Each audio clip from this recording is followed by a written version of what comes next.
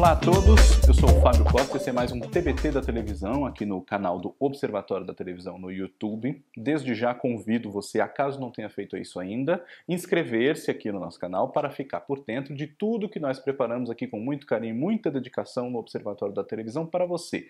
Críticas dos programas e das novelas, resumo dos capítulos, TBTs como esse, entrevistas, tudo mais para você ficar por dentro, certo? Inscreva-se e acompanhe esse nosso trabalho com todo carinho e dedicação, como eu disse. Nesta semana, nosso assunto é Espelho da Vida, que termina na próxima segunda-feira às 6 horas.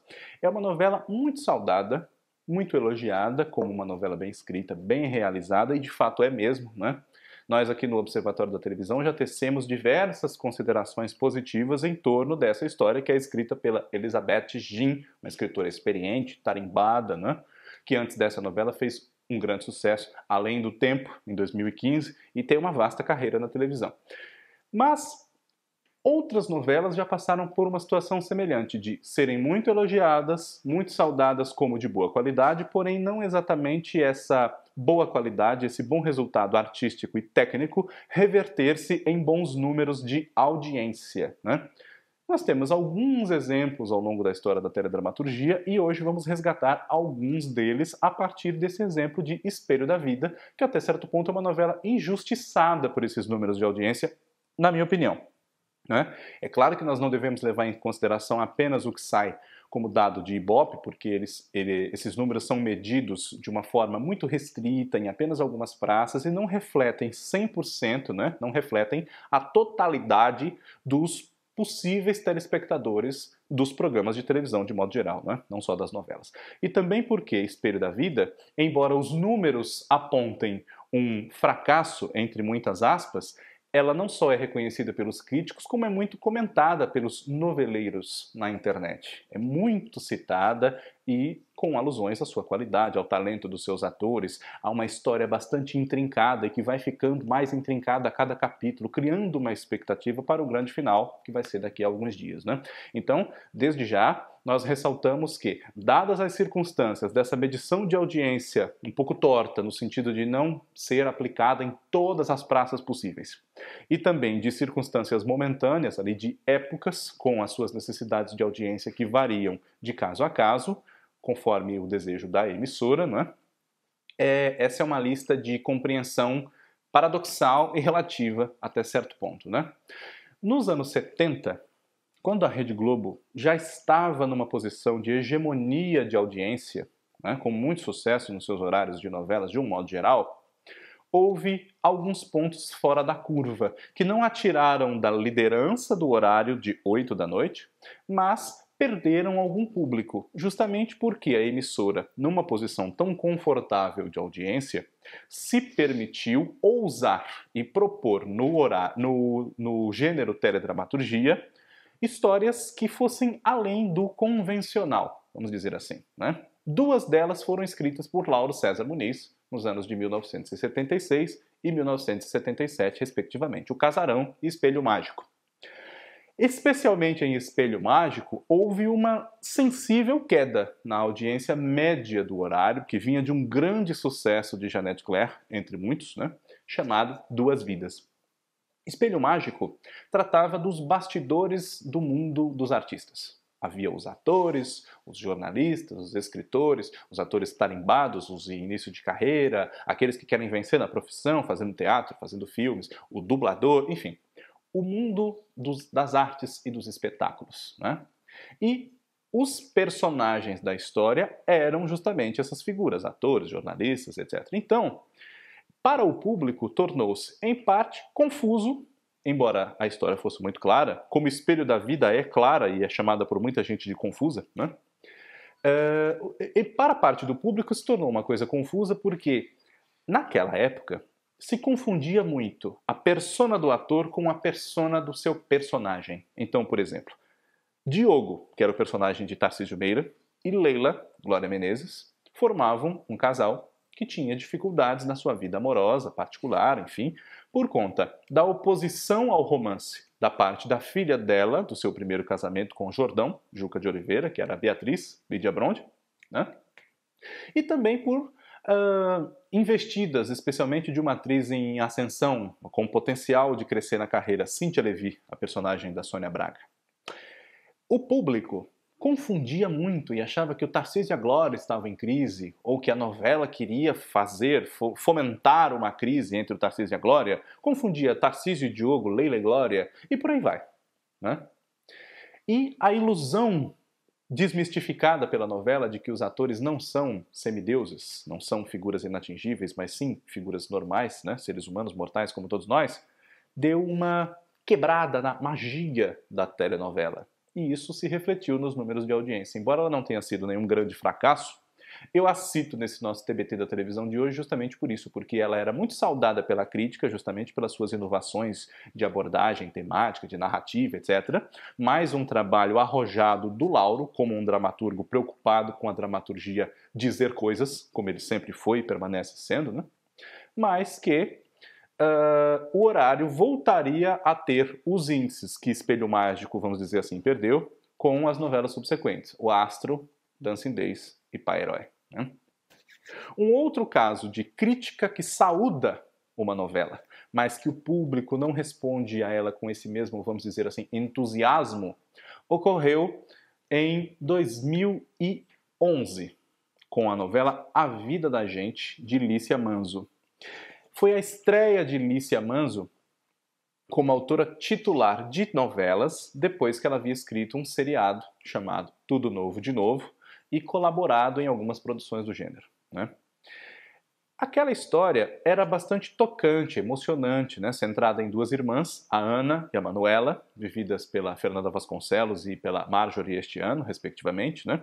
Duas irmãs que se amavam muito, eram muito ligadas, especialmente porque a mãe, a personagem da Ana Beatriz Nogueira, né, ela só gostava, entre aspas, né, da filha mais velha, a Ana. Ela via um potencial, um potencial como atleta, né, jogar tênis, enfim, nessa filha mais velha. E a filha mais nova, a Manuela, até porque ela tinha um problema de locomoção, tinha um problema na perna, ela mancava, né, era uma moça coxa, ela era espizinhada, vilipendiada pela própria mãe, que se chamava Eva, ironicamente, né, que é o nome da mãe de todos nós, né, a mãe do homem, a mãe do ser humano. Então, essa foi uma novela que contrastou, não só na sua temática, mas também no tom, né, era uma novela mais emotiva, uma novela, vamos dizer assim, de DRs familiares, contrastava com Cordel e Cantado, que foi a sua antecessora no horário das 6 e atualmente está em reprise no Vale a Pena Ver de Novo, que é uma novela um pouco mais leve, mais bem-humorada, né? E isso se refletiu na audiência, embora não tenha sido nenhum grande fracasso, é sempre bom frisar, e a crítica aplaudiu, merecidamente, né? Inclusive, A Vida da Gente, para o meu gosto particular, é uma realização muito interessante da autora, Alicia Manzo, do elenco, do diretor, Jaime Monjardim, né? Diretor de núcleo, hoje nós chamamos de diretor artístico, né? Enfim, pouco depois, houve uma outra novela que inclusive ganhou o Emmy Internacional, que é um grandíssimo prêmio, inegavelmente, que também deu uma patinada nos números de audiência, mas é um grande êxito de crítica. Lado a Lado, escrita por Cláudia Lage e João Ximenes Braga. Essa é uma novela de um valor muito grande no gênero teledramaturgia, especialmente quando, pelo seu potencial de penetração junto ao público e pela necessidade de dar audiência e dar lucro, é muito fácil resvalar para o nivelamento por baixo, né? E não ousar, não propor, não imaginar, subestimar o poder do público de entender você e embarcar na história que você pretende contar. Lado a Lado não fazia isso, muito pelo contrário. Ela era ambientada no princípio do século XX e trazia uma grande discussão em torno do lugar do negro na sociedade, quando a abolição da escravatura era recém-promovida, né, recém-promulgada, assinada pela princesa Isabel, mas os negros já eram marginalizados e permaneceram sendo, e também uma discussão em torno do lugar da mulher, que não devia simplesmente, por uma ordem natural das coisas, ceder às vontades do pai, dos irmãos e do marido, e ter, sim, voz e vez na sociedade, né? As personagens centrais, as femininas, interpretadas por Camila Pitanga e, novamente, Marjorie este ano, né? E os dois rapazes centrais, Lázaro Ramos e Tiago Fragoso, expressavam essa preocupação da novela em ambientar a trama num momento histórico e valorizar esse momento histórico, inserindo os personagens justamente na mudança social efervescente que ocorria naquela época, década de 10 para 20, princípio do século 20, né? Então, Lado a Lado é uma novela que infelizmente foi desvalorizada. Ela não recebeu a atenção que merecia na sua primeira exibição, eventualmente numa reprise, né? Ou se ela tivesse sido lançada em DVD, uma revisão caberia, porque o sucesso merecido, infelizmente, a novela não teve, né? Em 2014, outra novela do mesmo horário de 6 horas também foi elogiada pelo seu tom diferente, sua construção cenográfica e de figurinos, enfim, toda uma concepção diferente para contar aquela novela. Muito mal comparando, era como se o seu diretor, Luiz Fernando Carvalho, estivesse fazendo algo do universo lúdico e mágico de Hoje é Dia de Maria, a sua minissérie de grande sucesso, numa novela das 6, Meu Pedacinho de Chão, de Benedito Rui Barbosa. Essa novela foi muito prejudicada pelo momento em que ela foi exibida. Para quem não se lembra, em alguns dias a novela não ia ao ar, né? Quando já tinha estreado e o público já havia embarcado ali naquela história. Em alguns dias ela não ia ao ar por conta da transmissão da Copa do Mundo, que pegava a parte da tarde, principalmente, né? Da tarde para a noite. Quando ia, às vezes era em capítulos pequenos, né?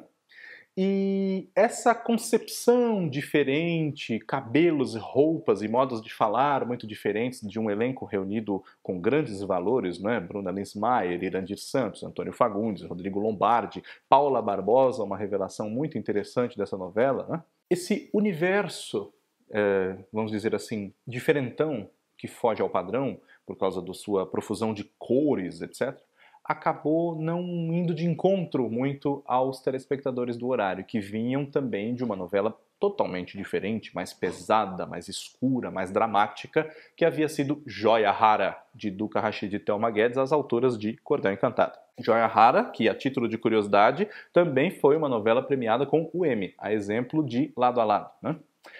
Joia Rara não teve problemas de audiência e êxito de crítica a ponto de nós citarmos aqui no nosso... né? Enfim. E, além de esses exemplos que nós temos na TV Globo, de casos de novelas com propostas um pouco diferenciadas, contrastes muito grandes em relação às suas contemporâneas do mesmo horário ou dos outros, né? Saudadas pela crítica, mas nem tanto assim pelo público, há um exemplo, entre muitos, de fora da TV Globo, de uma novela que ganhou muitos prêmios no seu ano de exibição, 1979, pela Rede Tupi, mas que na audiência, e é bom que se diga, graças a uma situação geral da própria emissora, né, a despeito das qualidades da novela, na audiência ela não fazia tanto furor quanto se a gente for pesquisar com os seus contemporâneos, os programas de hoje e tal, talvez você esperasse uma audiência maior, né? Gaivotas, de Jorge Andrade.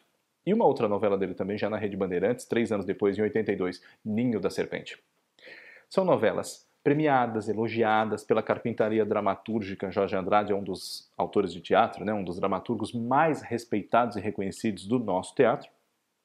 Mas essas novelas, muito elogiadas, de qualidade incontestável, por condições de produção e das emissoras, etc. e tal, tiveram menos sucesso do que mereciam, embora, como eu disse, sempre reconhecida a sua grande qualidade, né? Gaivotas contava a história de um grupo de estudantes formados 30 anos atrás, que se reencontrava no tempo da ação, ali 1979, para rever, dirimir, aparar as arestas do seu passado, do qual Daniel, o protagonista, vivido por Rubens de Falco, saiu como o grande responsável por uma barbaridade que ocorreu na festa de formatura, que foi a morte de uma das professoras do colégio onde eles estudavam, Norma, vivida por Selma Egrey, né? Gaivotas reuniu um elenco que, para a própria conjuntura da época, e especialmente fora da Globo, era um achado. Um elenco como dificilmente você vê reunido em tamanha, vamos dizer assim, dimensão dos seus nomes reunidos, né? Rubens de Falco, protagonista, Ioná Magalhães, a recentemente falecida Márcia Real, num papel muito importante para a trama, a professora de todos, Dona Idalina, né? Altair Lima, Isabel Ribeiro, John Herbert, Cleide Diáconis, Berta Zemmel, Francisco Milani, Jorge Agomidi, Sônia Oiticica, os jovens talentos lançados, se não nessa novela, pela mesma época, né, como Débora Seabra, Edson Celulari, Cristina Mullins, Cláudia Alencar. É uma novela que, para a época, chamou a atenção e tinha a sua audiência, mas podia ter tido mais, né, acompanhando o seu êxito de crítica. Espelho da Vida merece um sucesso que podemos dizer até que ela teve, graças aos fatores que eu citei, né, no começo desse nosso encontro de hoje. É uma novela bastante comentada, ela repercute muito e muito bem.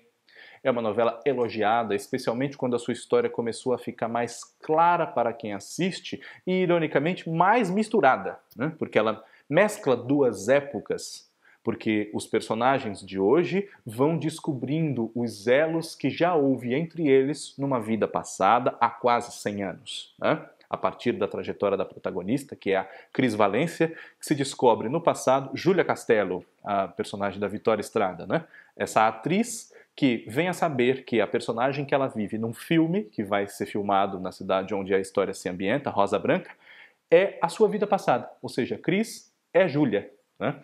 Essa é uma estrutura muito interessante e se hoje a novela não tem o reconhecimento que eventualmente mereça, no futuro seguramente terá, porque não parece ser incômodo para a emissora o seu resultado de audiência, mas ao mesmo tempo fica abaixo de um trilho considerado ideal e desejado para esse horário, em torno de 20 pontos, né?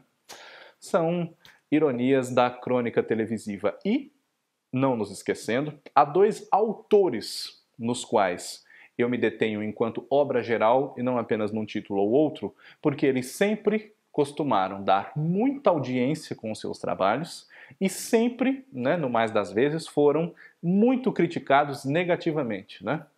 É o outro lado da questão. São novelas malhadas, mas que fazem muito sucesso. Carlos Lombardi e Janete Claire, né?